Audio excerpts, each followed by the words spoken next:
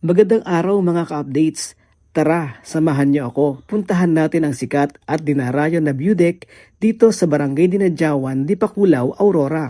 Lagi kasi natin nakikita ang mga post ng ibang mga content creators dito. Kaya naisip natin na puntahan din. Bagamat lagi nga tayo dumadaan dito pero hindi tayo nakakaakyat. At ngayon nga nagkaroon tayo ng pagkakataon na umakyat dito sa view deck. Shoutout nga pala sa mga palagi nanonood sa ating mga vlog. At sa mga bago pa lang nakapanood ng ating video, paki-like at follow ang ating channel. Maraming salamat po. At ito nga mga ka-updates, medyo nakakahingal lang pero hindi naman ganoong kataas masyado. Kayang-kaya pa naman natin umakyat. May mga nakita nga rin pala tayo na umakyat dito. Nakita rin natin na medyo mahirap bumaba, gawa na medyo matarik, madulas ang daan dito.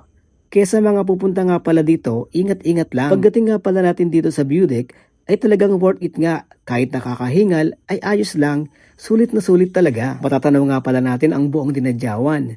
Kitang-kita ang namumuting dalampasigan. Para nga pala akong naging turista sa sariling bayan. Dahil ngayon pa nga lang pala natin ito napuntahan.